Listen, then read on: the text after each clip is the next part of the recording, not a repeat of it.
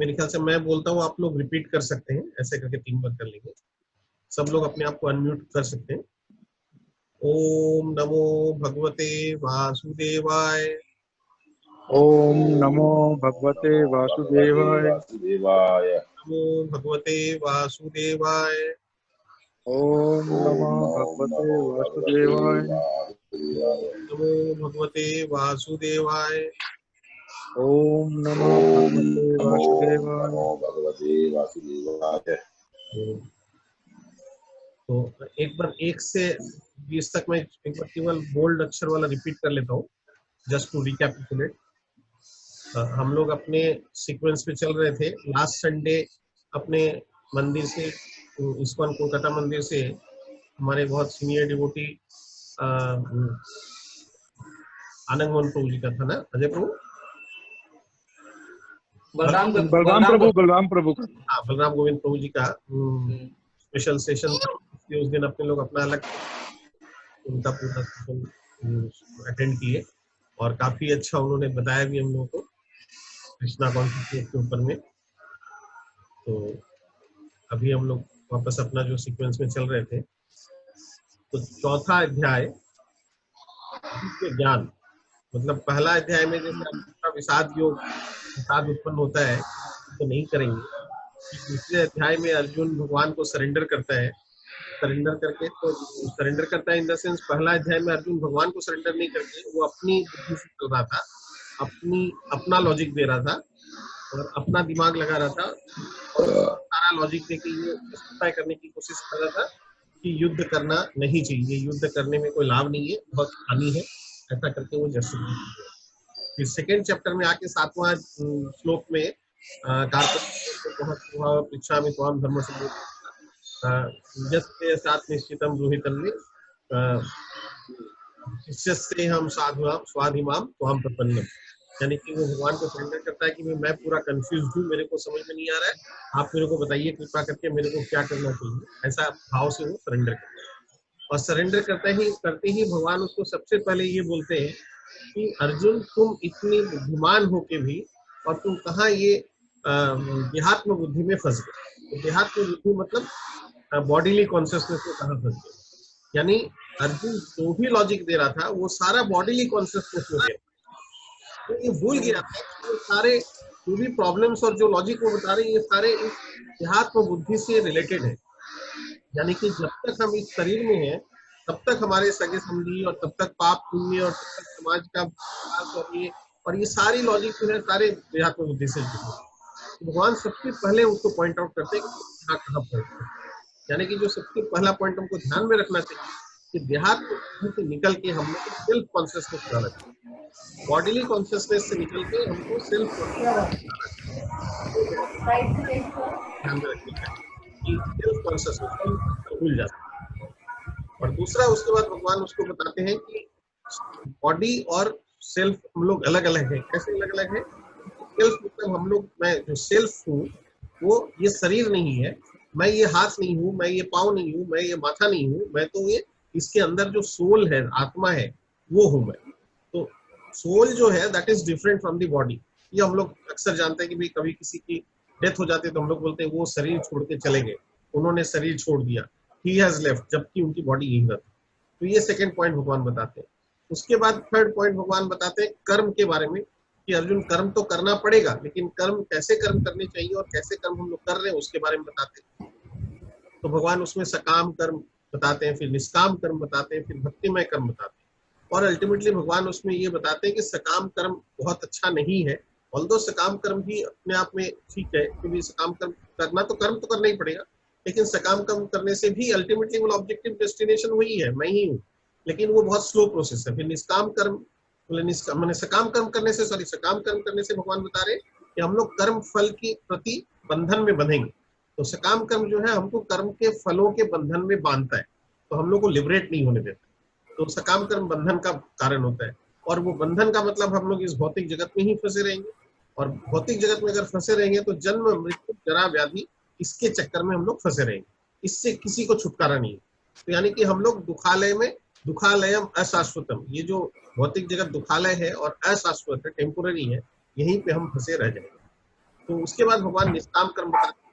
निष्काम कर्म बुद्ध से काम कर्म से अच्छा है कि वो कर्मों के फलों के बंधन में तो नहीं बांधेगा, लेकिन निष्काम कर्म से हमें हमारी मुक्ति नहीं हो सकती। उसके बाद भगवान बताते हैं भक्तिमय कर्म के बारे में, और भगवान प्रिस्क्राइब करते हैं कि हमको एक्चुअल में भक्तिमय कर्म करना चाहिए। और भक्तिमय कर्म अगर हम करेंगे तो यानी कि कर्म करेंगे, कर्म नहीं करने से कर्म करना अच्छा है भगवान बताते हैं, लेकिन वो कर्म हम जो करेंगे वो निष्काम भाव से करेंगे, यानी कि अटैचमेंट फ्री होके करेंगे। कोई कर्म के फल के प्रति हमारी आसक्ति नहीं रहेगी। वो कर्म के फल कैसे होंगे, अच्छे होंगे कि बुरे होंगे, वो चिंता किए बगैर करेंगे। टोटली भगवान को सरेंडर करके करेंगे, यानी कि हमारे जो भी कर्म होंगे विष्णु को तुष्ट करने के लिए वो कर्म होंगे, कृष्णा को सेटिस्फाई करने के लिए कर्म होंगे। वही असली यज्ञ है भगवान का। तो ऐसे कर्म हम करेंगे। ये द्वितीय अध्याय में बोल के पूरा भगवद गीता कंप्लीट हो जाता है। और उसके बाद तीसरे अध्याय ऑनवर्ड्स अर्जुन क्वेश्चन करता है, भगवान उसका क्लैरिफिकेशन करते हैं। तो तृतीय अध्याय में सबसे पहले अर्जुन कर्म योग के बारे में क्वेश्चन करता है, बोलता है कि जब आप बता रहे हैं कि बुद्धि सकाम कर्म से श्रेष्ठ है, तो आप मेरे को इस युद्ध में क्यों फंसा रहे हैं? तो उसका आंसर में फिर भगवान बता रहे हैं कि भी अर्जुन, तुम सोच रहे हो कि ये युद्ध को तुम सकाम कर्म समझ रहे हो, लेकिन यही युद्ध है तुम्हारा क्षत्रिय होने के धर्म नाते तुम्हारा ये धर्म है, धर्म। लेकिन ये जब तक तुम इस कर्म के फल के प्रति आसक्ति रख के करोगे तो वो सकाम कर्म होगा। लेकिन अगर तुम मेरी तुष्टि के लिए करोगे, यानी कि मैं क्या चाहता हूँ वो सोच के करोगे, यानी कि हम कृष्ण को तुष्ट करने के लिए अगर करेंगे, यानी कि कृष्ण को सेंटर करके करेंगे हमारे कर्म, तो फिर वो सकाम कर्म नहीं रहेगा, भक्तिमय कर्म। ये भगवान पूरा क्लैरिफिकेशन। फिर चौथा अध्याय में आके भगवान अपने बारे में बता रहे हैं, अपने बारे में कुछ कुछ रिवील कर रहे हैं। भगवान अभी बहुत जगह जगह पे भगवान अपने बारे में रिविलेशंस करेंगे, अपने आप को रिवील करेंगे, उजागर करेंगे कि मैं कौन हूँ, मैं हूँ, कैसे तुम मेरे को जानोगे, मेरे को कैसे समझोगे, कैसे फील करोगे, मैं किस तरह से मिलूंगा तुमको, वो सब एक एक करके बता रहे हैं भगवान। उसमें चौथा अध्याय में दिव्य ज्ञान यानी कि इटरनल नॉलेज हमको दे रहे हैं कि भगवान अपने बारे में यहाँ बता। तो कैसे बताते हैं? तो एक नंबर में देखिए, भगवान श्री कृष्ण ने कहा, मैंने इस अमर योग विद्या का उपदेश सूर्यदेव विवस्वान को दिया, और विवस्वान ने मनुष्यों के पिता मनु को उपदेश दिया, और मनु ने इसका उपदेश इक्ष्वाकु को दिया।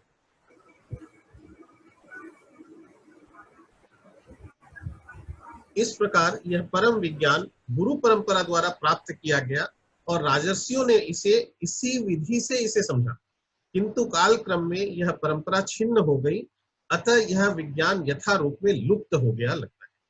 तो भगवान बता रहे हैं कि मैं बहुत पहले ये ज्ञान दे चुका हूँ सूर्यदेव विवस्वान को, विवस्वान ने मनु को दिया, उन्होंने इक्ष्वाकु को दिया, और इस तरह से एक गुरु परंपरा चली थी, लेकिन वो गुरु परंपरा बीच में छिन्न हो गई है। ये भगवान यहाँ पे बता रहे हैं।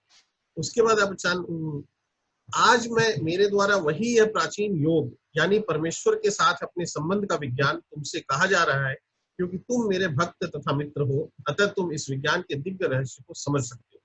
तो भगवान सेकंड श्लोक में और एक बात बताए, ये दिव्य गुरु परंपरा के द्वारा ये ज्ञान चल रहा था, और राजर्षियों ने भी इसी परंपरा से इसको इसी विधि से समझा। यानी कि भगवान ये बोलना चाह रहे हैं, इंडिकेट कर रहे हैं कि हमको गुरु परंपरा से ज्ञान लेना चाहिए। तो जो ऑथेंटिक सोर्स से हमको ज्ञान लेना चाहिए, गुरु परंपरा का मतलब जो ऑथेंटिक सोर्स है, डायरेक्ट जो डिसेंडेंट्स उनसे हमको ये ज्ञान लेना चाहिए। और अब भगवान यहाँ बोल रहे हैं कि आज अर्जुन मैं तुमको वापस ये ज्ञान दे रहा हूँ, क्योंकि ये परंपरा छिन्न हो गई है। यानी कि भगवान बोल रहे हैं वापस मैं एक परंपरा चालू कर रहा हूँ, और इस परंपरा से ये ज्ञान आगे बढ़ेगा ताकि लोगों को इसका फायदा मिल सके। उसके लिए ये परंपरा भगवान चालू कर रहे हैं।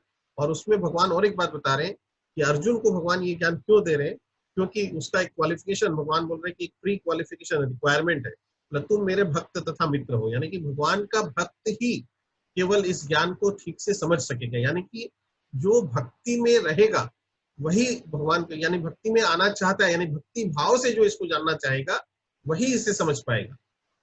इसके लिए हम लोग कई बार डिस्कस किए कि भगवत गीता के स्टार्टिंग में प्रभुपाद जी का जो भूमिका है, भूमिका में प्रभुपाद जी ने एक जगह लिखा है कि भगवत गीता को समझने के लिए कंडीशन, उन्होंने लिखा कि कंडीशन ये है कि तुमको एक प्रिज्यूम कर लेना पड़ेगा, मान लेना पड़ेगा लॉजिकली कि कृष्ण भगवान है, ईश्वर परम कृष्ण सच्चिदानंद विग्रह अनादिरादि गोविंद सर्व कारण कारण। तो मतलब भगवान ईश्वर कृष्ण जो है परम ईश्वर है, ये आपको एक बार लॉजिकली मान लेना पड़ेगा, और उसके बाद आप इसको पढ़ेंगे तभी आपको समझ में आएगा।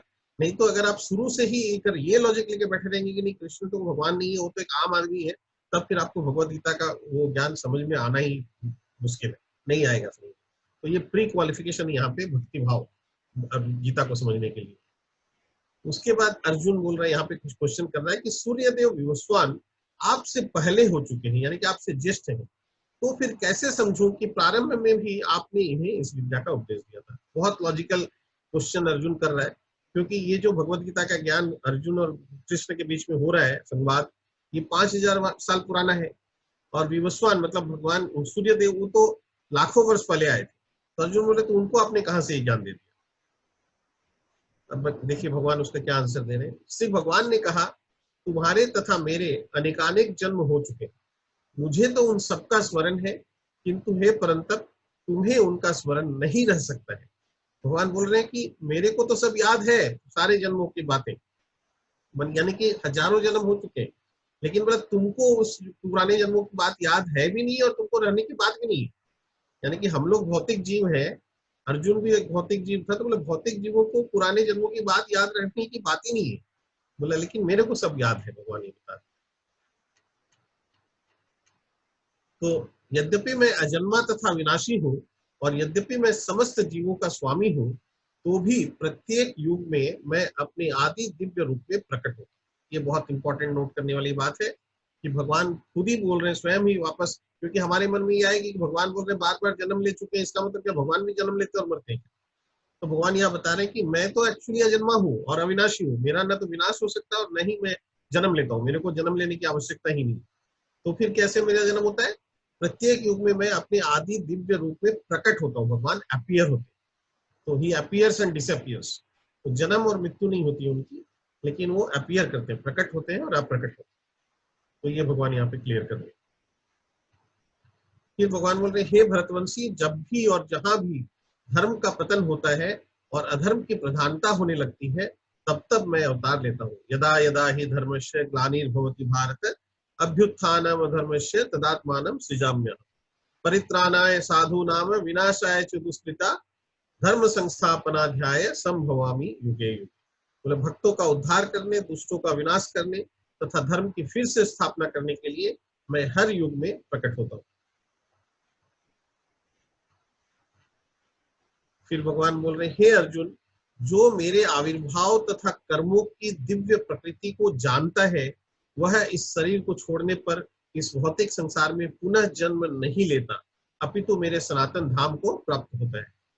तो भगवान खुद यहाँ बता रहे हैं कि जो मेरे इस आविर्भाव तथा कर्मों की दिव्य प्रकृति, यानी मेरी दिव्य प्रकृति क्या है, यानी मेरा ओरिजिनल कैरेक्टर क्या है, मेरा ओरिजिनल स्वभाव क्या है, प्रकृति मेरी क्या है। मेरी प्रकृति यही है कि मैं अजन्मा हूँ और अविनाशी हूँ, लेकिन मैं जन्म जन्म में समय समय पे आते रहता हूँ, प्रकट होते रहता हूँ और अप्रकट होता हूँ। और प्रकट भी क्यों होता हूँ? क्योंकि मेरे जो कर्म होते हैं, मेरा आविर्भाव भी दिव्य है और मेरे कर्म भी दिव्य है। मैं जो कुछ भी कर्म करता हूँ वो दिव्य कर्म है, वो नॉर्मल भौतिक शरीर वाला कर्म नहीं है। तो इसलिए मेरे इस स्वभाव को, मेरी इस प्रकृति को जो एक बार जान लेता है, उसको फिर इस जन्म मृत्यु जरा व्याधि के चक्कर में फंसे रहने की जरूरत नहीं पड़ती है। उसको इससे छुटकारा मिल जाता है और वो भगवान के बोल रहे अपितु मेरे सनातन धाम को प्राप्त होता है। भगवान का जो सनातन धाम है, जो कि दिव्य धाम है, जो ऊपर आध्यात्मिक जगत में है, जो कि 15वां अध्याय में हम लोग पढ़ेंगे। भगवान बोल रहे हैं कि एक वट वृक्ष होता है, अगर पेड़ तालाब के किनारे अगर वट कोई वृक्ष है और हम लोग तालाब पे उसकी छवि देखेंगे पानी में, तो वो जो नीचे छवि दिख रही है, जो परछाई है, जो छाया है, वो तो भौतिक जगत है और ऊपर में जो पेड़ है वो आध्यात्मिक जगत है। यानी कि ओरिजिनल जो है वो आध्यात्मिक जगत है ऊपर में है, और उसकी वो नीचे तरफ जो फैला हुआ उल्टा वृक्ष, ये है हमारा भौतिक जगत। तो इसलिए भगवान बोल रहे कि मेरे सनातन धाम को वो प्राप्त होता है जो मेरी इस प्रकृति के बारे में जानता है। आसक्ति, भय तथा क्रोध से मुक्त होकर, मुझ में पूर्णतया तन्मय होकर और मेरी शरण में आकर बहुत से व्यक्ति भूतकाल में मेरे ज्ञान से पवित्र हो चुके हैं। इस प्रकार से उन सबों ने मेरे प्रति दिव्य प्रेम को प्राप्त किया है। बोले बहुत से लोग, भगवान बोल रहे कि समय समय पे बहुत से लोग मेरे शरण में आए हैं। किस तरह से भगवान के शरण में कैसे आना है? आसक्ति, भय तथा क्रोध से मुक्त होकर, यानी कि भगवान की शरण में जाना है तो हमारी कोई आसक्ति नहीं रहेगी कोई भौतिक चीजों में, केवल भगवान में आसक्ति रहेगी। और ना ही भय रहेगा, यानी कि हमको पूर्णतया विश्वास होगा कि भगवान मेरी रक्षा करेंगे। शरणागति का ये एक पार्ट है कि पूर्णतया विश्वास मन में कि भगवान मेरी रक्षा करेंगे, यानी कि मेरे को किसी और से, किसी और चीज से भयभीत होने की जरूरत नहीं है।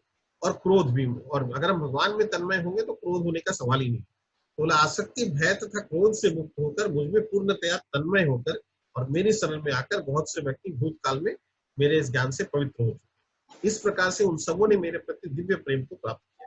तो अगर भगवान को प्राप्त करना है, भगवान के प्रेम को प्राप्त करना है, तो हमको आसक्ति, भय और क्रोध को छोड़कर पूर्णतया भगवान में लीन होना पड़ेगा, तन्मय होना पड़ेगा, उनके ऊपर डिपेंडेंट होना पड़ेगा, शरणागति, सरेंडर होना पड़ेगा। जिस भाव से सारे लोग मेरी शरण ग्रहण करते हैं उसी के अनुरूप मैं उन्हें फल देता हूँ। हे पार्थ, प्रत्येक व्यक्ति सभी प्रकार से मेरे पद का अनुगमन करता है। ये बहुत इंपॉर्टेंट बात भगवान अब यहाँ पे बोल रहे हैं कि जिस भाव से सारे लोग मेरी शरण ग्रहण करते हैं उसी के अनुरूप मैं उन्हें फल देता हूँ। यानी कि हम भगवान को किस भाव में देखते हैं, क्या उनसे चाहते हैं। किसी को अगर भौतिक चीजें चाहिए तो उसको भगवान भौतिक चीजें ही देते हैं। ध्रुव महाराज तपस्या करने के बाद भगवान से मांगते हैं, जब भगवान उनको प्राप्त होते हैं और पूछते हैं कि तुमको क्या चाहिए, तो वो उनसे राज्य प्राप्त मांगते हैं और 35,000 वर्ष का राज भोग भगवान उसको देके जाते हैं। उसके बाद उनको समझ में आता है कि मेरे को हीरा मिल रहा था और मैंने पत्थर चुन लिया। कि मेरे को जब भगवान स्वयं आए थे और मेरे को सीधा सनातन धाम प्राप्त हो रहा था, तो वो नहीं लेके मैं तो इस भौतिक भोग का भोग मांग लिया, तब मेरे को ये भोग करना पड़ेगा। तो वो करना पड़ेगा। वही भगवान बोल रहे कि उसके अनुरूप मैं उन्हें फल देता हूँ। तो हम लोग अक्सर बोलते हैं कि भगवान की जो इच्छा होगी वो करवाएंगे, यानी कि मैं तो कुछ नहीं करूंगा, मेरे को कुछ नहीं करना है, जब भगवान की इच्छा होगी देखी जाएगी। अभी तो नहीं है इच्छा है भगवान। कहीं मान लीजिए मंदिर जाने के लिए भी हम लोग कभी बात करते हैं तो बोला मंदिर जाने की अभी तो इच्छा नहीं है, भगवान की इच्छा नहीं है। सब हमारी इच्छा को हम ठाकुर जी पर थोप देते हैं। लेकिन यहाँ भगवान क्लियर बोल रहे हैं कि मैं रिस्पॉन्सिबल नहीं हूँ। जो तुम सोचोगे, जो तुम चाहोगे उसके अनुरूप तुमको फल मिलेगा। तुमको चाहना पड़ेगा, मांगना पड़ेगा कि तुमको क्या चाहिए। हमारे ऊपर डिपेंड करता है कि हमको क्या चाहिए। संसार में मनुष्य सकाम कर्मों में सिद्धि चाहते हैं, फल स्वरूप वे देवताओं की पूजा करते हैं। निस्संदेह इस संसार में मनुष्यों को सकाम कर्म का फल शीघ्र प्राप्त होता है। ये भगवान बहुत प्रैक्टिकल, बहुत क्लियर शब्द में बता रहे हैं यहाँ पे कि मनुष्यों को इस संसार में क्या चाहिए, उनको सकाम कर्मों में सिद्धि चाहिए। मेरे को पुत्र चाहिए, या मेरे को घर चाहिए, मेरे को गाड़ी चाहिए, मेरे को धन दौलत चाहिए, मेरे को ये चाहिए वो चाहिए, बोला बस वो भौतिक चीजें ही मांगते। तो बोला वो सब अगर चाहिए, और इसके लिए वो लोग क्या करते हैं, देवताओं की पूजा करते हैं। क्यों कि देवता लोग क्या करते हैं, वो जो भी उनसे मांगते हैं वो उनको दे देते हैं और बगैर सोचे समझे दे देते हैं। लेकिन वो फास्ट भी होता है और वो टेम्पोररी भी होता है। मतलब देवताओं से हमको जो मिलता है वो हमको टेम्पोररी होता है, वो परमानेंट मुक्ति देवता लोग हमको नहीं दे सकते। वो उनके कैपेसिटी से बाहर है, उनकी जुरिस्डिक्शन से बाहर है। तो फल स्वरूप वो देवताओं की पूजा करते हैं। निस्संदेह इस संसार में मनुष्यों को सकाम कर्म का फल शीघ्र प्राप्त होता है। सकाम कर्म का फल तुरंत, देवता की पूजा करो और घर ले लो, पूजा करो और पुत्र ले लो, ऐसा टाइप का इक्वेशन चलता है। प्रभुपाद बोलते हैं कि ये कमर्शियल लेन देन है, डील है। तो ये कमर्शियल डील हम लोग करते हैं भगवान की सेवा में, भगवान के प्रेम में नहीं लग के हम लोग कमर्शियल डील में चले जाते हैं। बोल रहे प्रकृति के तीनों गुणों और उनसे संबद्ध कर्म के अनुसार मेरे द्वारा मानव समाज के 4 विभाग रचे गए। यद्यपि मैं इस व्यवस्था का सृष्टा हूँ, किंतु तुम यह जान लो कि मैं इतने पर भी अव्यय करता हूँ। तो भगवान बोल रहे कि ये वर्ण, 4 वर्ण और 4 आश्रम, ये सारा सिस्टम बोले मेरे द्वारा बनाया गया है, मैंने इसको बनाया है। लेकिन मैं इसमें फंसा हुआ नहीं हूँ, मैं इसमें नहीं फंसता हूँ कहीं भी, मैं इन सबसे अलग हूँ, परे हूँ। मैंने बनाया है ताकि लोग धीरे धीरे ग्रेजुअली प्योरिफिकेशन हो सके और वो ठीक से सुचारू रूप से वो चल सके। बोले ये मैंने लोगों के लिए बनाया है, उस पर किसी कर्म का प्रभाव नहीं पड़ता, न ही मैं कर्म फल की कामना करता हूँ। तो मेरे संबंध सत्य को जानता है और कभी भी कर्मों के पास में नहीं बनता। तो भगवान क्लियर बोल रहे हैं कि ये सब कोई भी कर्म, मैं तो समय समय पर आता हूँ, बोल रहे हैं कि बहुत से जन्म हो चुके हैं, तो मैं आता हूँ, मेरे इन कर्मों का मेरे ऊपर कोई प्रभाव नहीं पड़ता। यानी कर्मों के फल के प्रति मुझे कोई आसक्ति नहीं होती है। इन कर्मों को मेरे को ये सब नहीं बात बता रहे। इसलिए हम लोग कर्मों को एनालाइज करने की कोशिश करते हैं और जस्टिफाई करने की कोशिश करते हैं अपने आप को, भगवान ने ऐसा किया था, भगवान ने वैसा किया था। तो ये भगवान क्लियर बोल रहे हैं कि ये सब मत करो, मेरी बात छोड़ दो तुम, मैं तो इन सबसे नहीं फंसता हूँ, तुम मेरी चिंता छोड़ो। जैसे बच्चे को समझाते ना, बच्चा कहीं हम लोग की बराबरी करता है माता पिता की, पेरेंट, तो हम लोग बोलते तुम मेरे बच्चों मम्मी के बराबरी करेगा, वो मत करो, तुम अपने हिसाब से सोचो, तुम्हारे लेवल पे। वही बोलते हैं कि हम अपने लेवल पे। प्राचीन काल में समस्त मुक्तात्माओं ने मेरी दिव्य प्रकृति को जानकर के ही धर्म चाहिए कि उनके पद चित्रों का अनुसरण करते हुए अपने शब्द का पालन करें। अब भगवान यहाँ पे एक और पॉइंट बता रहे हैं कि प्राचीन काल में बहुत से मुक्तात्माओं ने प्रकृति को जानकर इस तरह से कर्म किया, मेरे को सरेंडर करके मेरी शरणागति कर्म किया। बड़े उदाहरण है जनक महाराज। ऐसे 10 लोग हैं जिनको धर्म के महाराज वो बोला जाता है, धर्म के अधिकारी बोले जाते हैं। उसमें पितामह आते हैं, उसमें ब्रह्मा जी आते हैं, उसमें शिव जी आते हैं, उसमें कर्म किए धर्मराज आते हैं, और ये जनक महाराज आते हैं। ये जनक महाराज जैसे जब उनको बैठाया गया, राम दोनों अड़े हुए थे अपनी अपनी बातों में। रामचंद्र जी बोलते हैं मैं आगे जाऊंगा, और भरत महाराज बोलते हैं कि आपको वापस चलना पड़ेगा। तो ऐसे जनक महाराज बनाया जाता आर्बिट्रेटर। जनक महाराज वहाँ पे मान पाए, बेटी और अपने भाई के फेवर में नहीं सोचते, दोनों को एकदम में जजमेंट देते हैं। तो बोले उन लोगों को बोले तुम फॉलो करो, तो धर्म के जो अधिकारी लोग हैं उनको फॉलो करते हैं। लोगों ने इस प्रोसेस से ही अपना प्योरीफाई किया है। कर्म क्या है और अकर्म क्या है, इसे निश्चित करने में बुद्धिमान व्यक्ति भी मोहग्रस्त हो जाता है। अतएव मैं तुमको बताऊंगा कि कर्म क्या है, जिसे जानकर तुम सारे अशुभ से कर्म और अकर्म के बारे में भगवान कहते हैं मैं बताता हूँ।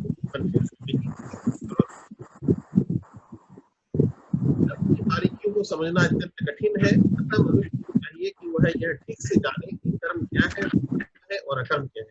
तो कर्म, विकर्म और अकर्म, इन दोनों की बातें आई थी, तो हम लोग डिस्कस किए।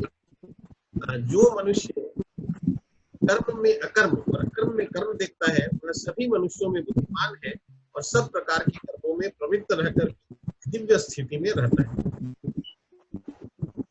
जिस व्यक्ति का प्रत्येक प्रयास इंद्रिय तृप्ति की कामना से रहित होता है, उसे पूर्ण ज्ञानी समझा जाता है। उसे ही साधु पुरुष ऐसा कर्ता कहते हैं जिसने पूर्ण ज्ञान की अग्नि से कर्म फलों को भस्मसात कर दिया है। देखिए बहुत इंपॉर्टेंट, अपने कर्म फलों की सारी आसक्ति को त्याग कर सदैव संतुष्ट तथा स्वतंत्र रहकर वह सभी प्रकार के कार्यों में व्यस्त रहकर भी कोई सकाम नहीं। तो देखिए यहाँ पे कर्म और विकर्म की जो बातें आती हैं वो बहुत क्लियरली बात की हम लोग। कर्म क्या है, जो सकाम कर्म होता है, जो हम लोग को कर्म फलों के बंधन में बांधता है, और अकर्म क्या है, नहीं करना कर्म है। यानी कि कर्म फलों के प्रति आसक्ति में नहीं बंध के कर्म करना, वो अकर्म है। और विकर्म क्या है, जो शास्त्र के विपरीत, यानी विकर्म मतलब जो बुरे कर्म है, जो हमको जिसका फल बुरा मिलेगा। तो विकर्म हो गए बुरे फल वाले, कर्म हो गए अच्छे कर्म, और कर्म हो गया कर्म के फल की आसक्ति से रहित कर्म। कर्म करते हुए भी हम केवल उसकी आसक्ति में नहीं फंसे। तो हमको कर्म करने में कहीं मनाही नहीं है, भगवान कहीं पर ये नहीं बोल रहे कि मत करो, अदर भगवान प्रिस्क्राइब कर रहे कि हमको अपने कर्म को उसके करना ही, लेकिन बस ये समझ के चाहिए। एक बहुत अच्छा एग्जाम्पल बार बार आता है बैंक के कैशियर का। एक बैंक का कैशियर दिन दिन में हो सकता है करोड़ों रुपए गिनता है और उसको मैनेज करता है, मैनेज करता है, लेकिन कभी वो ये नहीं समझता है कि ये पैसा मेरा है और उसमें से मैं 10 रुपया ले लूं, ऐसा वो कभी भी नहीं सोचता। तो पैसा को मेंटेन करना केवल ड्यूटी समझ के एज ए कैशियर है, रखना है, मैनेज करना, उस तरह से बोला हमको कर्म करना चाहिए। हमको जो भी प्रॉपर्टी उतना नहीं समझ के कि ये तो कृष्ण का है, सब कुछ कृष्ण का ही किया हुआ है, उन्हीं का है, ऐसा समझ के इस भावना से। तो यहाँ तक हम लोग पिछले किए थे। अब हम लोग 21 ऑनवर्ड्स को पढ़ सकते हैं। तो कोई जी आप पढ़ेंगे 21 नंबर? व्यास जी अपने को थोड़ा एक्सप्लेन करेंगे। मुझे एक बार सबको म्यूट कर दीजिए ना, जो स्पीक बोले वही इनका चालू रहे, अच्छा रहेगा। ये एक्चुअली मेरे को यहाँ पे ना पूरा ऑप्शंस नहीं दिख रहा है मेरे को एग्जैक्टली। इस बार पार्टिसिपेंट्स में क्लिक कीजिएगा ना, सबका दिखेगा, इसका अनम्यूट रहेगा ना, उसको आप कर सकते हैं। उसकी लिस्ट आ जाती है पार्टिसिपेंट्स, वहां पे जाके फिर उसको अनम्यूट कर दिया। हाँ ठीक है, बाकी लोगों को मैंने कर दिया। तो निराशीर्य यतीत्यात्मा त्यक्त सर्व परिगृह शारीरम केवलम कर्म कुर्वाणो किल्बिषम्। इसके अंदर में भगवान श्री कृष्ण ने जो व्याख्याएं दी है कि आप कर्म करते समय भी कोई आकांक्षा मत रखिए। तो निराशीर्य चित्तात्मा, निराशीर्य का भाव क्या है कि हम कोई तरह की आशा न करें, एक्सपेक्टेशन हमारा नहीं हो, आकांक्षा न हो, क्योंकि हम यदि कोई काम करेंगे तो फलश्रुति में हमारा यदि मन लगेगा तो वस्तु स्थिति यह है कि हम किसी कर्म पर तो विशेष महत्व देंगे और किसी पर विशेष महत्व देंगे ही नहीं। तो ठाकुर जी बोलते हैं कि कर्म करने के अंदर में जीव, तुम्हारी परिभाषा, तुम्हारा योगदान, तुम्हारा स्वरूप ये होना चाहिए कि आकांक्षा रहित हो। निराशीर्य चित्तात्मा त्यक्त सर्व परिग्रह है। और हर तरह के परिग्रह का भाव क्या है कि जिससे तुम्हारा काम चल सके उसी तरह से तुम कर्म को संपादित करो। माने ऐसा नहीं है कि हम उसमें ज्यादा से ज्यादा इच्छा रखें। यदि ऐसा भाव हमारा रहेगा तो हम उसको तो आशा भी नहीं होनी चाहिए, फल के प्रति भी हमारा भाव नहीं होना चाहिए, और हम काम जो करें वो परिग्रह स्वरूप के अंदर करें। परिग्रह की व्याख्या हमारे वेदांत के अंदर में मानते हैं कि जिससे तुम्हारा काम चल सके उतने सी ही चीजों का संग्रह करना परिग्रह कहलाता है। जैसे यदि एक धोती से यति का, सन्यासी का काम चल सकता है तो उसको 10, 12, 15 कपड़े की आवश्यकता नहीं है, ये परिग्रह है। तो इसलिए परिग्रही का भाव है कि आप संकलन, संग्रह, इकट्ठा करने की प्रवृत्ति, इससे च्युत हो जाइए, उससे हटिए। तो अच्युत भाव जब आप में आएगा तो हम परिग्रही बनेंगे। तो ये परिग्रह का भाव है। त्यक्त सर्व परिग्रह, हम त्यक्त का भाव रखें और चीजों के संकलन के अंदर में संग्रह करने के भाव में भी हमारा भाव परिग्रही का है। तो यदि ऐसा काम होता है तो शारीरम केवलम कर्म है। और इस तरीके से तुम यदि कोई कर्म करते हो तो कर्म केवल इसलिए करना पड़ रहा है क्योंकि तुम्हारा ये कर्तव्य बोध है, तो उसमें कोई भी पाप का भाव आपके साथ में लिपायमान नहीं होता है। तो क्या है कि ये अनअटैच्ड एक्टिविटी करते हुए कर्ता अपना भाव यदि करता है तो कर्म करने के यदि कोई भी दोष हैं वो दोष भी उसको नहीं लगते हैं। तो जीवन निर्वाह करने के लिए हमको कार्य तो करना होगा, क्योंकि हम हमेशा कर्म करते समय भी हमारी व्याख्या क्या है, हम अकर्म भाव से रहें। क्योंकि हमारा कर्म सपरमार्थ भाव का हो, हमारा कर्म भगवान ठाकुर जी के प्रति समर्पित भाव का हो, हमारा कर्म कभी भी फल की इच्छा रखने के भाव से न हो। तो ये हमारा अनअटैच्ड भाव कर्म करने का हो। पद्मपत्र विवाम्बसा, माने जैसे लोटस लीव है, कमल के पद्म के पत्तों के अंदर में जल उसमें लिपायमान नहीं होता है। ये भाव हम यदि भाव लेकर के चलते हैं तो हमें कोई भी तरह के का पाप, जो हम हमेशा कर्म करने के अंदर में जीव डरता है कि कहीं हम ऐसा काम करें करने से मुझे दोष लग सकता है, तो ठाकुर जी बोलते दोष न लगेगा। तो हमको अनअटैच्ड भाव से, फलों की आकांक्षा से, किसी भी चीजों के संग्रह करने की भावना से त्यक्त होकर के हम यदि कर्म को करेंगे तो हम कभी भी उसका दोषारोपण हमारे साथ आएगा। ये कृष्ण भावना। इतना सुंदर एग्जाम्पल व्यास जी दिए हैं कि कमल के पत्ते का, कि वो पानी में रहता है लेकिन पानी से वो मतलब वो पानी तो हाँ अनअटैच्ड, एकदम अनअटैच्ड, अनअफेक्टेड। एक छोटा सा एग्जाम्पल आता है, प्रभुपाद जी के लाइफ का एक एग्जाम्पल है। प्रभुपाद जी बोलते हैं, जैसे हम लोग कई बार देखते हैं कि कोई बोलते हैं कि अरे वो तो बहुत बड़े संत हैं और उनको अपने कुछ भी देते हैं, कोई भेंट वगैरह देते हैं तो बोलते हैं अरे नहीं नहीं नहीं, ये सब रुपया पैसा मेरे को क्यों दे रहे हो, ये मेरे को क्यों दे रहे हो, मेरे को ये सब नहीं चाहिए, मैं तो संत हूँ, मेरे को नहीं चाहिए। तो प्रभुपाद जी बोलते कि वो जो है बोले ये फल्गु वैराग्य। प्रभुपाद जी उससे बजाय प्रभुपाद जी क्या बोलते हैं, उनको अगर एक सांबादिक पूछता है, अमेरिका की बात है, कोई इंटरव्यू में बोले कि कोई आपको अगर बहुत सारा पैसा दे कि भी बहुत सारा धन अगर आपको कोई देता है तो आप क्या लोगे? तो प्रभुपाद बोलते हाँ, मैं तो दोनों हाथों से ऐसे पूरा समेट लूंगा पूरे पूरे धन को। बोला अरे आप तो इतने बड़े संत हैं, आप तो त्यागी हैं। अभी जो व्यास जी बताया ना कि एक परिग्रह है, तो बोला आपको तो परिग्रह ही होना चाहिए, यानी कि आपको त्यागी होना चाहिए। आप क्यों धन लेंगे? आप धन लेके क्या करेंगे? बोला अरे धन, बोला धन तो मेरे सेवा में, भगवान की सेवा में और प्रचार में मेरे को इतने धन की आवश्यकता है। अगर मेरे को धन मिलेगा तो मैं उनकी सेवा और उनका प्रचार बहुत अच्छी तरह से कर सकता हूँ। वो तो बहुत काम आएगा, मेरे तो प्रचार बहुत अच्छी तरह से हो सकता है प्रचार करे तो ये है मतलब कि भी पत्ता जो व्यास जी ने जो बताया कि भी कमल के फूल का पत्ता वो पानी में रह के भी, तो वो बोले कि धन लेने में थोड़ी कोई बुराई है, यानी कि हमको कोई भी कर्म करने में, पैसा कमाई करने में, किसी भी चीज में कोई बुराई नहीं है, लेकिन हमारा अटैचमेंट उसके प्रति नहीं होनी चाहिए। व्यास जी ने जो और एक बात हाईलाइट की कि अत्याहार, अति आहरण, संकलन, बहुत ज्यादा संग्रह करने की टेंडेंसी हमारी नहीं होनी चाहिए। मैंने रूप गोस्वामी का, चैतन्य महाप्रभु के शिष्य थे रूप गोस्वामी का एक वो आता है उपदेशामृत, तो उसमें एक श्लोक आता है, दूसरा श्लोक, अत्याहार प्रयासस्य प्रजल्पो नियमाग्रह जन संगस्य लौलंच सड़भि भक्ति विनश्यति। तो ये 6 चीजें हैं जो हमको भक्ति से दूर ले जाती है। उसमें पहला आता है अत्याहार माने अति आहरण, तो अत्याहार, फिर प्रयासस्य माने अत्यधिक प्रयास, प्रजल्प करते हैं हम लोग, फिर नियमाग्रह माने बहुत ज्यादा नियम में और में फंस जाते हैं हम लोग, नियम कानून में, कर्म कांड में, और जन संगस्य मतलब लोगों का संग, यानी कि अभक्तों का संग, जो लोग भक्ति में नहीं है उनके साथ हम लोग दिन भर अगर उठ बैठ करते हैं वो, और लौलंच माने लालच।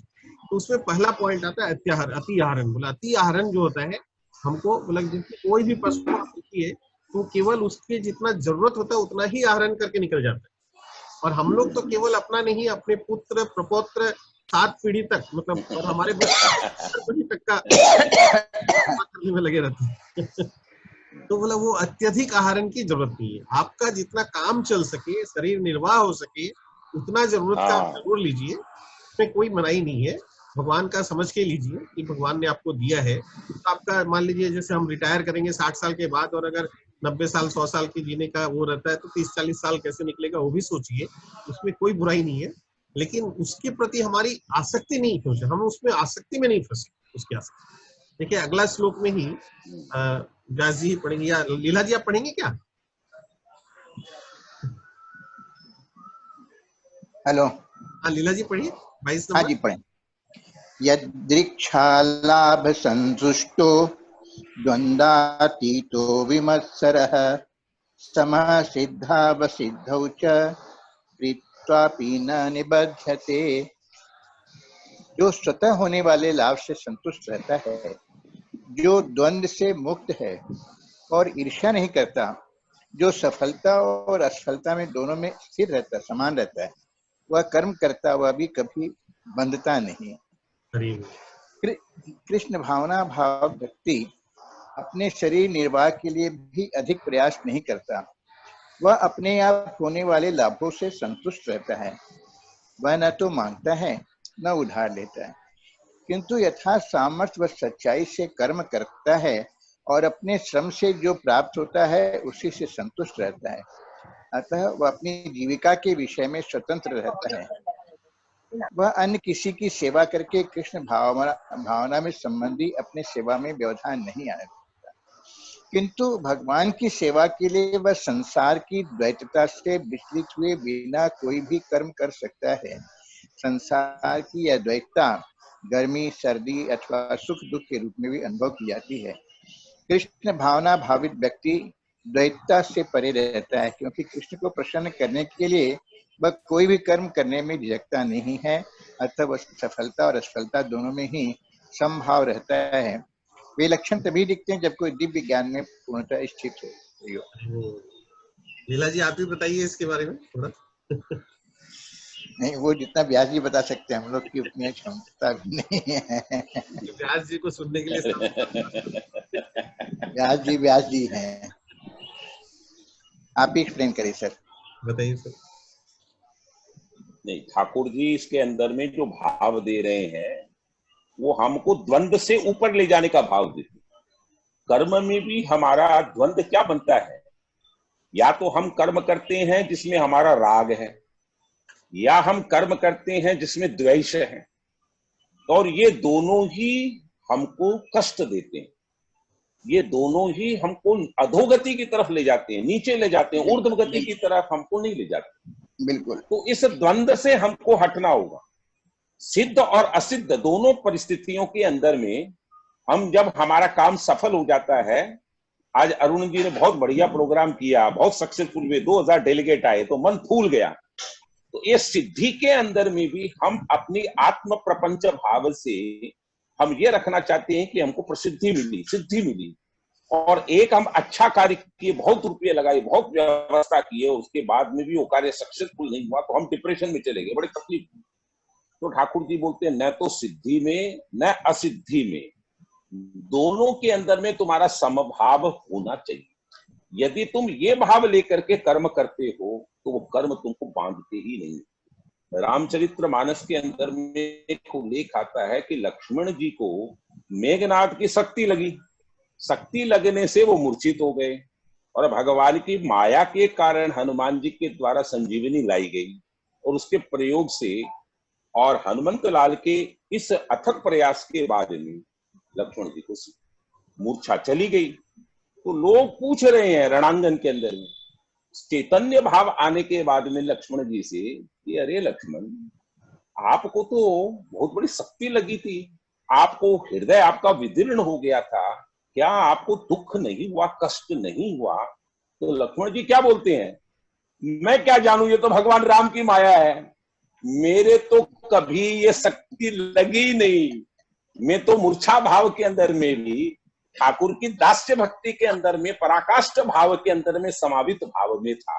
देखिए उस तकलीफ के पीरियड में, वेदना में भी जीव जब भगवान की स्मृति से विस्मृत भाव में नहीं जाता है, तब वो द्वंद्वातीत बनता है, वो सिद्धि असिद्धि के भाव से ऊपर उठता है, और तब ही भगवान बोलते हैं कि कर्म करते हुए भी यदि आपको ऐसा लगे कि ये कर्म मुझे बांध देंगे, तो हे जीव तुमको ये मानना चाहिए कि तुम सारी चीज मेरे ऊपर में छोड़ दो। सर्वधर्मान परित्यज मामेकम शरणम व्रज अहम त्वाम सर्व पापेभ्यो मोक्षयास्मि मा शुचि। जब तुम्हारी शरणागति का भाव आ जाए कि ठाकुर मैं कार्य करता हूं, ये तो तेरा ही कार्य है, तुम ही करवा रहे हो, ये तो तेरी लीला ही थी, तो स्वयं लक्ष्मण जी बोलते हैं ये तो भगवान की लीला थी, मैं तो कुछ नहीं कर रहा था। तो वो भाव उसको कभी बांधते। दूसरे एक संत ने व्याख्या की कि जब हम सोते हैं और करवट लेते हैं, उस समय एक मच्छर हमारी देह के नीचे आकर के गिर पड़ा और वो मर गया। तो प्रश्न ये उठता है कि कर्म करते हुए जीव के द्वारा बिना सोचे समझे यदि उस मच्छर की का भाव भी ऐसा आया कि उसको मृतप्राय हो गया, तो क्या दोष लगेगा क्या? तो हमारे संत ये व्याख्या करते हैं कि कर्म करते हुए तुमने कभी भी प्रत्यक्ष या परोक्ष भाव से कर्म के द्वारा उसकी मृत्यु का भान नहीं करवाया, तो दोष आपको नहीं लगेगा। तो स्वाभाविक रूप से नैसर्गिक भाव से यदि आप कर्म को संपादित करते हैं और उसमें हमेशा कृष्ण का प्रेम भाव समाहित रहता है कि ठाकुर मैं तो कुछ नहीं करता हूं, करने वाले तो तुम ही हो, तुम मेरे मन में बैठ करके इस यंत्र के अंदर में यंत्री बैठी हुई, जैसे रामकृष्ण परमहंस अपने साहित्य के अंदर में कहते कि यंत्री करवा रही है, तो ठाकुर मैं तो कुछ करता ही नहीं। तो दोष का आरोपण, ये कर्म मुझे बांधते ही नहीं है, और जब मेरे को कर्म बांधेंगे ही नहीं तो हे ठाकुर आपकी कृपा भाव से मैं तो ऊर्ध्व गति को ही प्राप्त होऊंगा, अधोगति की तरफ जाऊंगा। बहुत सुंदर, बहुत अच्छा, बहुत सुंदर। देखिए इस एक जो पैराग्राफ है, ये एक श्लोक और ये जो पैराग्राफ छोटा सा पैराग्राफ है, इसके अंदर हम लोग का लाइफ का पूरा लाइफ लाइन दिया हुआ है मुझे लगता है। बिल्कुल बिल्कुल। ये कृष्ण भावना भावित व्यक्ति अपने शरीर निर्वाह के लिए भी अधिक प्रयास नहीं करता, वह अपने आप होने वाले लाभों से संतुष्ट रहता है।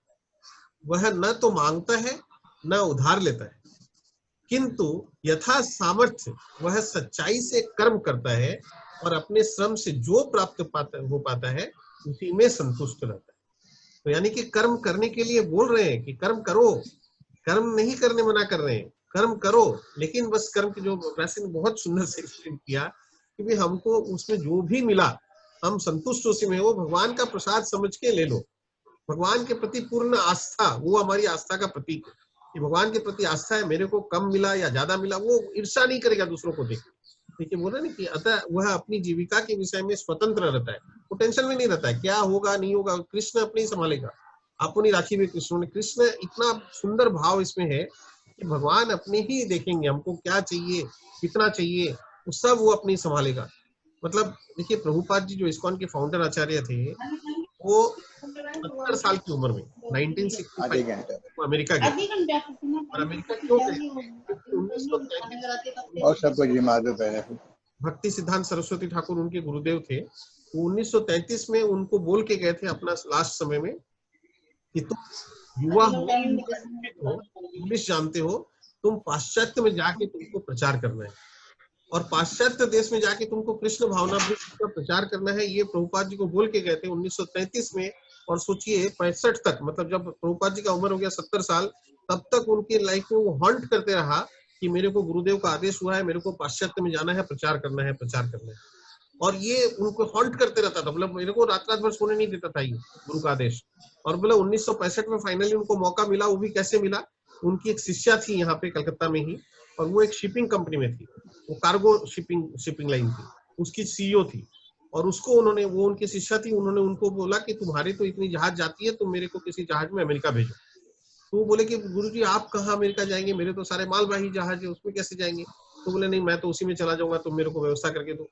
फिर वो बोले कि गुरुजी आप इतनी उम्र होगी, आपकी 70 साल की तो उम्र होगी, आप कहाँ जाएंगे, कैसे करेंगे? बोला नहीं नहीं मैं जाऊंगा, बस तुम मेरी व्यवस्था कर दो। इतना उनके पीछे पड़े। उनका जब आप वो पढ़ेंगे जीवनी, उसमें पढ़ेंगे ना, रोंगटे खड़े हो जाएंगे कि किस तरह से उसके पीछे पड़े। वो देख रही है कि गुरुजी 70 साल की उम्र में कहाँ जाएंगे, गुरुजी तो भावना में बोल रहे हैं। तो वो काफी अवॉइड करने लगी गुरुजी को कि गुरुजी जबरदस्ती बार बार बोल रहे हैं। लेकिन वो इतना पीछे पड़े, लास्ट में वो मजबूर हो गई। और एक शिप में कैप्टन के बगल में जो कंज्यूमेबल्स का स्टोर, छोटा छोटा 2 स्टोर रूम था, उसमें से एक को खाली करवा के उसमें एक चौकी लगवा के प्रभुपाद जी की व्यवस्था की गई। 40 दिन लगे उनको अमेरिका पहुंचने में। और रास्ते में 3 बार उनको हार्ट अटैक आया है उसी ट्रेवल में, उसी जर्नी में। और वो जो कैप्टन का शिप का जो कैप्टन था, वो बोलता है कि मैं इतने सालों से इस रूट में आना जाना कर रहा हूँ, और आज पहली बार, बोले इस बार पहली बार देख रहा हूँ कि समुद्र इस रूट में इतना शांत है। कि प्रभुपाद जी मतलब जा रहे कृष्ण की उसको लेके, वाणी को लेके, और गुरु का आदेश लेके माथे पे अमेरिका जा रहे हैं। तो सोचिए किस तरह से उसको साथ दे रहा है। और 3 बार हार्ट अटैक होके भी वो सर्वाइव किए हैं उसको। और जब अमेरिका पहुंचे और वहां जाके पहले बॉस्टन में पहुंचे, बॉस्टन में उतरे, उसके बाद न्यूयॉर्क गए नेक्स्ट, उसके पहले दिन बॉस्टन गए थे, 2 दिन या 3 दिन पहले बॉस्टन पहुंचे थे। तो बॉस्टन में उतर के जब वहां निकले तो बोले देखे, तो बोले अरे ये कौन सी दुनिया है जहाँ पे खाली तमोगुण और रजोगुण का प्राकट्य है। तो बोले इतने भोग विलास, मतलब बोले ये कौन सी दुनिया में हम आ गए। लेकिन बोले पता नहीं कृष्ण की क्या माया है, उसका क्या परिकल्पना है उसकी, बोले वही जाने। गुरु का आदेश है, मैं तो आ गया, अब गुरु समझे और कृष्ण समझे, मेरे को यहाँ क्या करना है नहीं करना है वो वहां पे किसी को नहीं जानते हैं। कोई उनके पास अच्छा पैसा कुछ नहीं है, उनके पॉकेट में 40 रुपया था, इंडियन रुपीज वो भी। और वो बोले कि पता नहीं गुरु का आदेश है, मैं तो आ गया, कृष्ण समझेगा क्या करना है। तो ये उनका भाव था कि भगवान अपने ही करेगा जो करना है, वो सही होगा गलत होगा उनको टेंशन नहीं है। बोला वो कृष्ण का टेंशन, तो मैं तो बस आ गया, गुरु का आदेश था, आ गया, अब जो होगा देखा जाएगा।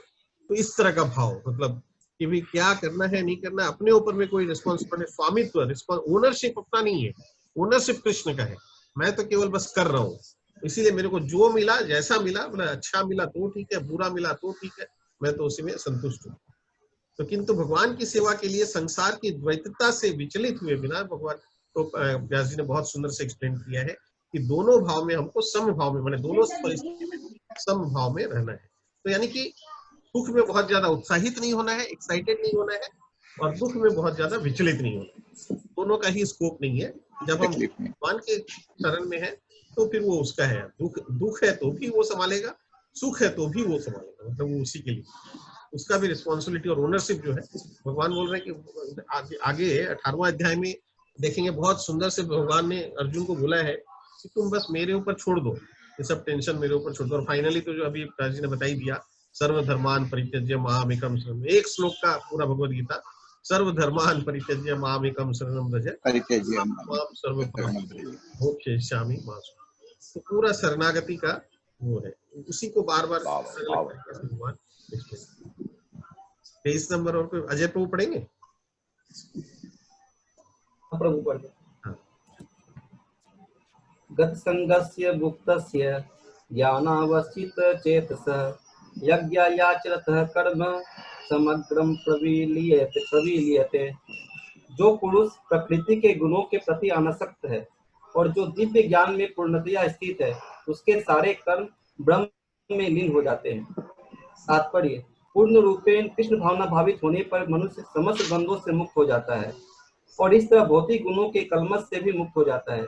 वह इसलिए मुक्त हो जाता है क्योंकि वह कृष्ण के साथ अपने संबंध की स्वाभाविक स्थिति को जानता है। फलस्वरूप उसका चित्त कृष्ण भावनामृत में विचलित नहीं होता। अतः वह जो कुछ भी करता है वह आदि विष्णु कृष्ण के लिए होता है। अतः उसका सारा कर्म यज्ञ रूप होता है, क्योंकि यज्ञ का उद्देश्य परम पुरुष विष्णु अर्थात कृष्ण को प्रसन्न करना है। ऐसे यज्ञ में कर्म का फल निश्चय ही ब्रह्म में विलीन हो जाता है और मनुष्य का कोई भौतिक फल नहीं भोगना पड़ता। हरे कृष्ण। व्यास जी एक्सप्लेन करेंगे इसको। बहुत सुंदर। अतः उसका सारा कर्म यज्ञ रूप होता है, क्योंकि यज्ञ का उद्देश्य परम विष्णु अर्थात कृष्ण को प्रसन्न करना। ऐसे यज्ञ में कर्म का फल निश्चय ही ब्रह्म में विलीन हो जाता है। यानी कि हर एक वो जो कुछ भी करेगा कृष्ण के लिए, अतः वह जो कुछ भी करता है वह आदि विष्णु कृष्ण के लिए होता है। व्यास जी बताएंगे हम इसको। हमारे यहाँ यज्ञ की व्याख्या क्या है? यज्ञ किसे कहते हैं? यज्ञ का भाव है लोक कल्याण है, क्योंकि जब हम कोई भी स्वार्थ परक कर्म करते हैं तो वो क्रियाएं कहलाती है, और वही क्रिया जब हम परमार्थ भाव से करते हैं जिसके अंदर में जन लोक हित का भाव समाविष्ट है, तो वो लीला बन जाती है। यज्ञ के अंदर में हम कार्मिक भाव से कर्मकांड से आहुतियां देते हैं, स्वाहा स्वाहा। तो हमारा साइंस एंड टेक्नोलॉजी क्या करता है? Every action has got a reaction. तो स्वाहा से क्या भाव उठता है? स्वधा। तो साक्षात भगवान नारायण क्या करते हैं? हे जीव, तुम्हारा कल्याण हो। क्योंकि यदि हम कोई भी कार्य करते हैं जिसमें जनहित, लोकहित, दूसरों का कल्याण का भाव समाविष्ट है, तो वो कार्य नहीं है, वो यज्ञ बन जाता है। और यज्ञ बनते ही वो साक्षात भगवान यज्ञ का जो स्वरूप है वो नारायण का स्वरूप माना जाता है। वो वासुदेवम सर्वमय का भाव उसमें समाविष्ट हो गया। तो हमारी सारी क्रियाएं कृष्णमय हो गई, प्रभुमय हो गई, ईश के लिए प्रदत्त हो गई। ये यज्ञ का भाव माना गया है। तो यज्ञाया चरतः कर्म समग्रम प्रविलीयते। और इस तरीके से जीव जो कर्म करता है जिसमें उसका भाव हमेशा दूसरे का कल्याण ही है, क्योंकि दूसरे का कल्याण कब करेगा? जब वो स्वयं जड़ और चेतन के अंदर में भगवान नारायण का दर्शन करेगा। हमारे यहाँ राम की व्याख्या मानी गई है। राम किसे कहते हैं? रमइति राम है। जड़ में और चेतन में हर कण कण के अंदर में जो व्याप्त है उसको हम राम कहते हैं। तो जब हम समग्र भाव के अंदर में वसुधैव कुटुंबकम की भावना लेकर के चलते हैं तो वो यज्ञ बनता है।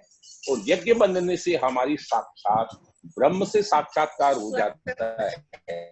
और वो ब्रह्मार्पण, ब्रह्म के लिए ही अर्पण कर्म का भाव ब्रह्म, क्योंकि लेकिन उसमें भाव ये है कि हमारी गत संगस्य, मतलब हमारा चिपकने का भाव नहीं होना चाहिए कर्म में। भाई जी मन तो प्रेसिडेंट बना दिया एक संस्था को, मैं तो 10 वर्ष ही को नहीं छोड़ू। तो जब तक आपका अटैचमेंट उस कुर्सी के साथ में उस पद के भाव से यदि बना हुआ है तो वस्तु स्थिति ये आ जाएगी कि आप कभी भी उत्तरोत्तर विकासोन्मुख होंगे ही नहीं। आज हम सब राजनीतिक परिप्रेक्ष्य के अंदर में स्वयं गांधी परिवार को देख रहे हैं कि वो और उनका परिवार जब कुर्सी से चिपका हुआ है, तो आज राजनीतिक क्षितिज के अंदर में कांग्रेस हमारे मानस पटल के अंदर में एकदम सूक्ष्म से सूक्ष्म होती हुई आज भाव ये आ गई का विलीन का भाव आ गए। तो बोलते हैं कि जीव तुम कभी भी किसी कर्म से चिपको मत, क्योंकि संग का भाव चिपकने का भाव है। तो तुम कैसे करोगे? तब हमारे यहाँ बात बोलते हैं चिपकने के भाव से हटने का नाम क्या है कि तुम अपने आप का आत्म विश्लेषण करो, इंट्रोस्पेक्शन करो। तो इंट्रोस्पेक्शन का सबसे अच्छा इंस्ट्रूमेंट हमारे यहाँ बताया गया है वो है दर्पण। हम शीशे के अंदर में अपने आप को देखते हैं। निज मन मुकुर सुधार, मुकुर शब्द संस्कृत के अंदर में हम जब हनुमान चालीसा प्रारंभ करते हैं तो हम क्या बोलते हैं? श्री गुरु चरण सरोज रज निज मन मुकुर सुधार। हे भगवान, आपकी कृपा से आपकी रजकण मेरे को मिल जाए तो मेरे मन रूपी दर्पण को आप पूर्णतया साफ कर दो, निष्पंकिल कर दो, और मेरा कभी भी भाव इसके अंदर में संग का हो नहीं। मैं असंग भाव से कार्य करूं, मेरे कार्य करने की प्रवृत्ति के अंदर में भाव जो हो अनअटैच्ड हो, और अनअटैच्ड होते ही वो कर्म यज्ञ का स्वरूप बनता है। यज्ञ का स्वरूप बनता है तो ये साक्षात भगवान के प्रति हमारा समर्पण का भाव है। हरे बहुत कृष्ण। अच्छी। हरे कृष्ण हरे कृष्ण। 24 नंबर और कोई पढ़ेंगे? स्नेहा क्या पढ़ेंगे 24 नंबर? पढ़े भैया। हरे कृष्ण। ब्रह्मार्पण ब्रह्मार्पणम ब्रह्म, मैं ब्रह्म, पढ़ता हूँ। हाँ पढ़िए। ब्रह्मार्पणम ब्रह्म हविर ब्रह्माग्नौ ब्रह्मणाहुतम ब्रह्मैव तेन गंतव्यम ब्रह्म कर्म समाधिना। जो व्यक्ति कृष्ण भावनामृत में पूर्णतः लीन रहता है उसे अपने आध्यात्मिक कर्मों के योगदान के कारण अवश्य ही भगवत धाम की प्राप्ति होती है, क्योंकि उसमें हवन आध्यात्मिक होता है और हवि भी आध्यात्मिक होती है।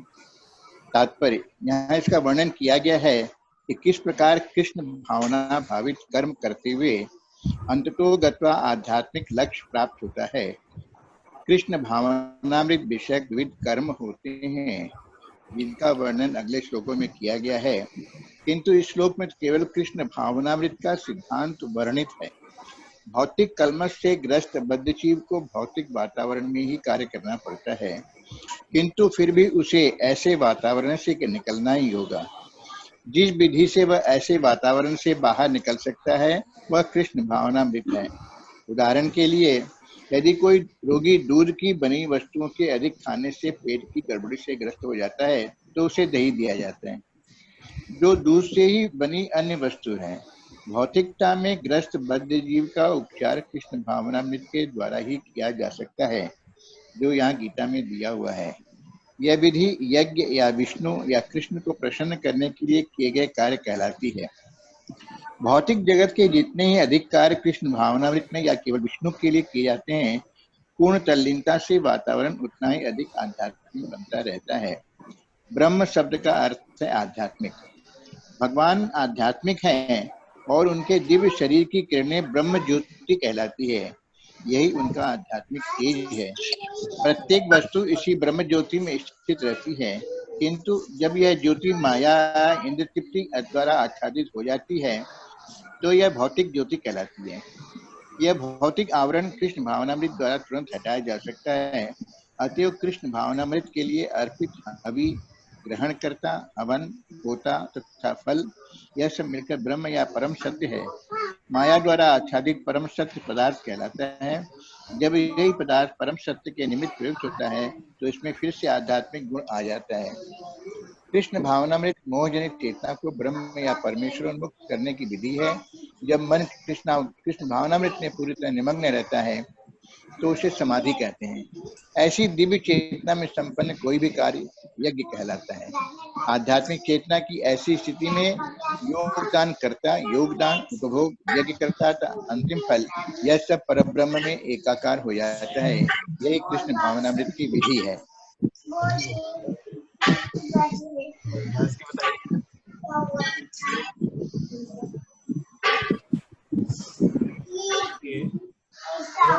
कृष्ण भावनामृत का पूरा सारांश समरी बताया गया है। कृष्ण भावनामृत क्या है?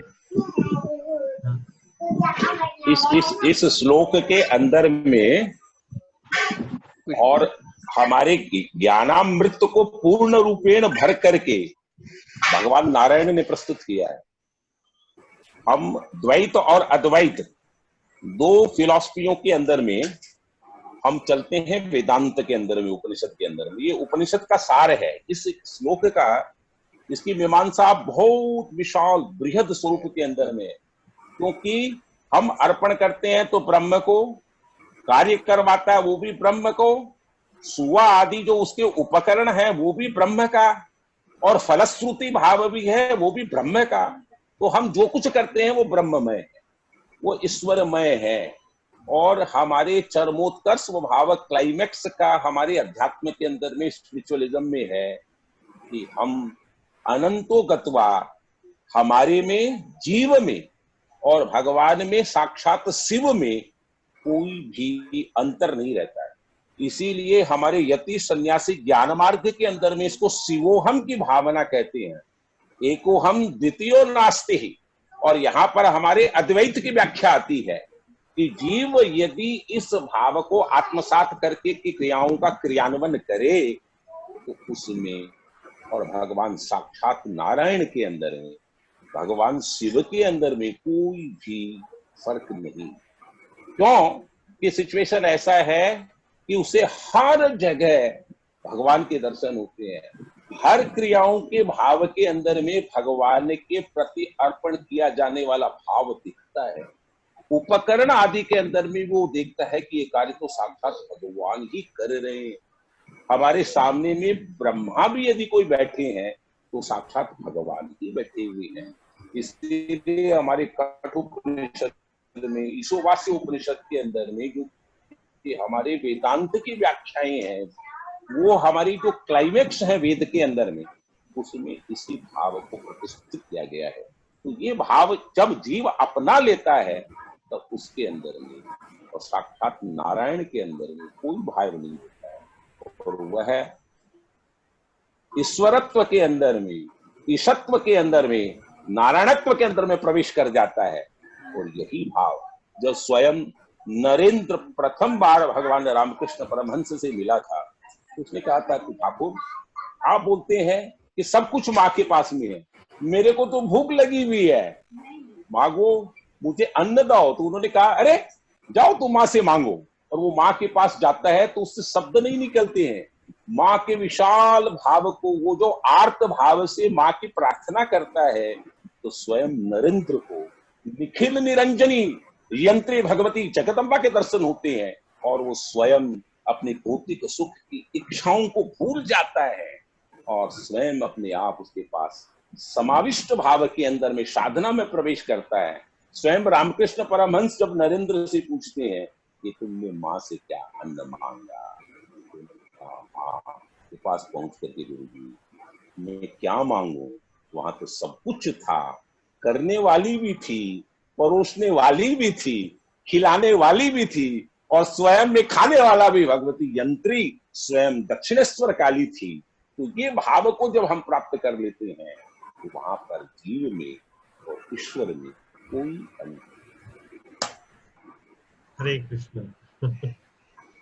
एक लाइन में, मतलब कृष्ण भावनामृत में एक लाइन अगर ये पूरा इसको एक किया जाए कि हर चीज को हम कृष्ण को जोड़ के देखें, मतलब कृष्ण की भी, कृष्ण का है, कृष्ण के लिए है, हमारे जो कर्म भी है कृष्ण के लिए है, हम तो केवल उसके क्या बोलते हैं, मैंने कस्टोडियन, बट अदरवाइज हर चीज को अगर हम कृष्ण के साथ जोड़ के देखते हैं तो वो कृष्ण बोले ना कि हवन भी उसकी, हवि भी उसकी, मतलब सब कुछ आध्यात्मिक। जैसे ही हम किसी चीज को कृष्ण से जोड़ते हैं तो वो कृष्ण माने आध्यात्मिक हो जाता है, फिर वो भौतिक नहीं रहता, मतलब उसका सब उसी का सब।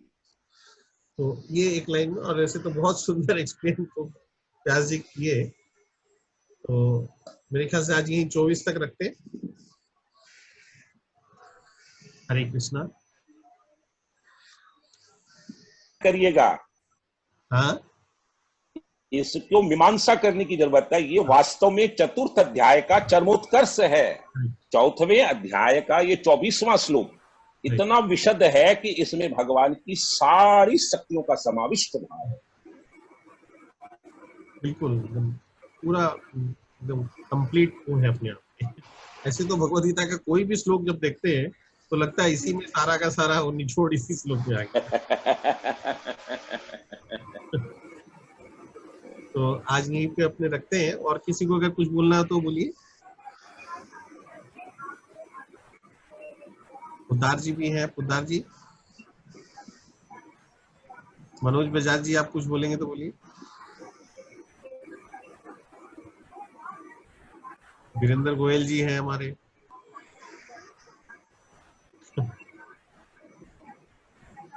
तो ठीक है, आज फिर रखते हैं। हरे कृष्णा कृष्णा हरे कृष्णा कृष्णा कृष्णा हरे हरे, हरे राम राम राम हरे हरे राम राम राम हरे हरे हरे हरे। हरे